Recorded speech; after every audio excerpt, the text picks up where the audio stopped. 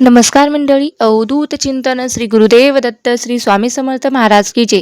आज आहे गुरुपुष अमृत योग. गुरुपुष अमृत योग हा गुरुवारी आला तेव्हा गुरुवारी येतो तेव्हा गुरुपुष्प नक्षत्र येतो तेव्हा गुरुपुष अमृत योग तयार होतो. आता आपण दरवर्षी गुरुपुष अमृत योगाला जेव्हा जेव्हा तो योग येतो तेव्हा आपण सेवा करत असतो. तर ती सेवा कुठली, लक्ष्मी प्राप्तीची सेवा कुठली, तसेच आपण आज जाणून घेणार आहोत की गुरुपुष अमृत योगावर गुरुची सेवा करणं ही सुद्धा तेवढंच महत्त्वाचं आहे. कारण पुष्प नक्षत्र जेव्हा गुरुवारी येतं तेव्हा आपलं गुरुबळ मजबूत व्हावं, किंबहुना आपल्यावर ही गुरूंची कृपा प्राप्त व्हावी. आणि खरं तर जेव्हा गुरुकृपा प्राप्त होते तेव्हा आयुष्यात कधीच कशाची कमतरता पडत नाही किंवा भासत नाही. नेहमी आपण महाराजांना हेच म्हणत असतो की मला खूप काही द्या, याच्यापेक्षा तुम्ही माझ्यासोबत राहा. मी जेव्हा जेव्हा चुकेल तेव्हा तेव्हा तुम्ही मला मार्गदर्शन करा. आणि फक्त महाराज आपल्या सोबत असणं गरज आहे. परमेश्वराची आपल्यावर कृपा असणं हे खूप महत्त्वाचं आहे.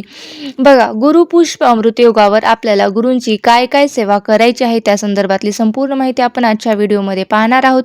तसेच सगळ्यात आधी तुम्ही कुठली म्हणजे अगदी श्री स्वामी चरित्र सारामृत, अगदी तुम्ही कुठलीही प्रणीत घेत असलेली दिंडोरी प्रणीत किंवा अक्कलकोट प्रणीत छोटा मोठा ग्रंथ जो असेल तर तो तुम्हाला म्हणजे आज गुरुपुष अमृतावर नक्कीच तुम्हाला एखादं पारायण करायचं आहे. स्वामी चरित्र सारामृतचं पारायण करायचं असेल. आता काय होतं ना, लक्षात आहे की आता बऱ्याच वेळा ताई आमचे गुरुवार चालू आहेत, तर तुम्ही गुरु चालू असेल तर तुम्ही या सेवा करू शकता. हो, तुमच्या सेवा घडणारच आहेत, पण ज्यांचे कुठलेही व्रत वैकल्य नाही आहे त्यांनी आवर्जून स्वामी चरित्र सारामृतचं पारायण करावं किंवा सप्ताह काळात पारायण करणं किंवा करायचं होतं. तिथे स्वामी पुण्यतिला सप्ताह होता. त्याचबरोबर अक्षय तृतीयेच्या होती ना, मग काही सेवा झाल्या नाहीत आपल्याकडनं, त्या सगळ्या सेवा तुमच्या राहून गेलेल्या आहेत, तर तुम्ही ही नक्की सेवा करू शकता. आज तुम्ही अक्षय कलशसुद्धा भरून ठेवू शकता.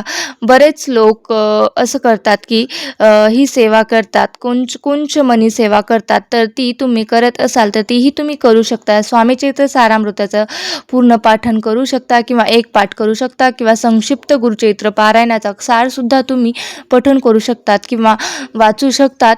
श्री गुरुचरित्र ग्रंथ जो 7 अध्यायाचा आहे त्याचं सुद्धा तुम्ही पठण करू शकता किंवा सप्तशती गुरुचरित्र सार या ग्रंथाचं सुद्धा तुम्ही पारायण करू शकता. जसं तुम्हाला जमेल तशी तुम्ही सेवा करू शकता. त्याचबरोबर तुम्ही श्री गुरुदेव दत्त श्री गुरुदेव दत्त या मंत्राचा जप सुद्धा करू शकता. बघा, तर श्री स्वामी समर्थ या मंत्राचा जप करू शकता. स्वामींची मानस पूजा आहे त्याचं सुद्धा तुम्ही पठण करू शकता. दत्त चालीसा सुभी म्हणू शकता. गुरुचरित्रातील 14वा अध्याय 18वा अध्यायाचं तुम्ही पाठ करू शकता किंवा पठण करू शकता. ज्या काही सेवा सांगितल्या त्या तुम्हाला जशा जमतील तशा तुम्ही त्या करा. दत्त गायत्री मंत्र ओम दिगंबरा विघ्न त्रिपुत्राय धीमहि तन्नो दत्त प्रचोदयात या मंत्राचे सुद्धा तुम्ही पठण करू शकता. ओम दिगंबरा विघ्नेहि अग्निपुत्राय धीमहि तन्नो दत्त प्रचोदयात या, तर हा मंत्र आहे जो दत्त महाराजांचा दत्त गायत्री मंत्र आहे. त्याचा आवर्जून तुम्ही एक माळ तरी पठण करा. या दिवशी केलेली गुरुची सेवा अनंत काळापर्यंत आपल्याला सोबत राहत असते. ज्या पद्धतीने एखादी शुभदिनी आपण जास्त सेवा करत असतो कारण त्याचं सात्विक लहरी जागृत झालेल्या असतात, त्याच पद्धतीने गुरुवार आहे, पुष्प नक्षत्र आहे, तर गुरुबळ मजबूत व्हावं आणि हे जे काही गुरुबळ आहे ते आपल्या पण म्हणजेच जी काही गुरूंची सेवा आपण करत असतो किंवा जी काही दत्त तत्व आहेत, स्वामी तत्व आहेत ते जागृत झालेलं असतं.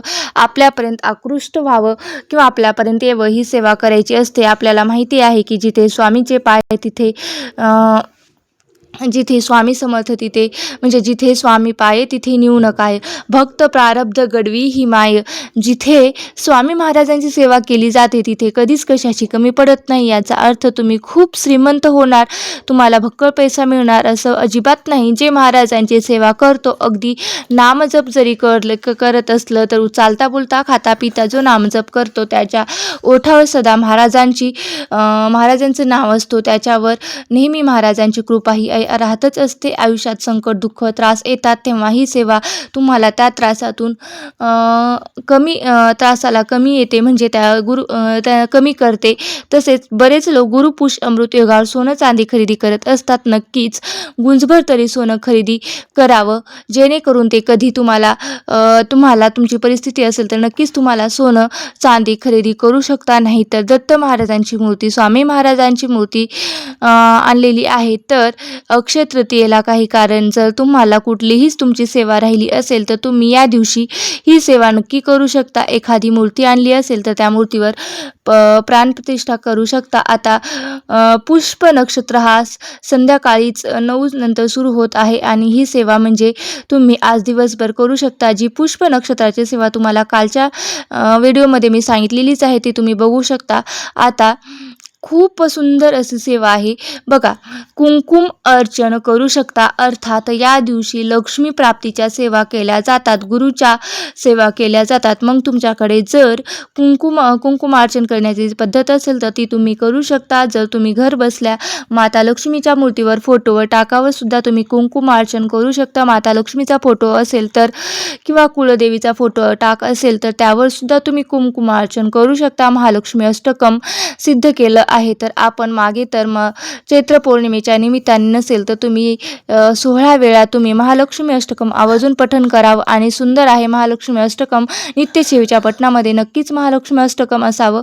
शेवटच्या वेळेस तुम्ही फलश्रुती द्यावी आणि तुम्हाला दिवसभरात जशी जमेल तशी तुम्ही माता लक्ष्मीची, भगवान विष्णूची जर नक्कीच सेवा करा. तुम्हाला जमत असेल तर तुम्ही लगेच करा. आणि तसेच तुम्ही ओम नमो भगवते वासुदेवाय नम या मंत्राचा सुद्धा तुम्ही जप करा.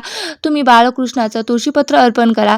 विष्णू सहस्रनामाचं पठण करू शकता किंवा श्रवण करू शकता. ज्यांना वाचणं शक्य नाही त्यांनी मोबाईलवर ऐकलं तरीही चालतं किंवा श्रवण केलं तरीही चालतं. तुम्हाला दिवसभरात 1 वेळा, 3 वेळा, 5 वेळा जेवढं जमेल तेवढ्या वेळा तुम्ही व्यंकटेश स्तोत्राचं सुद्धा पठण करू शकता.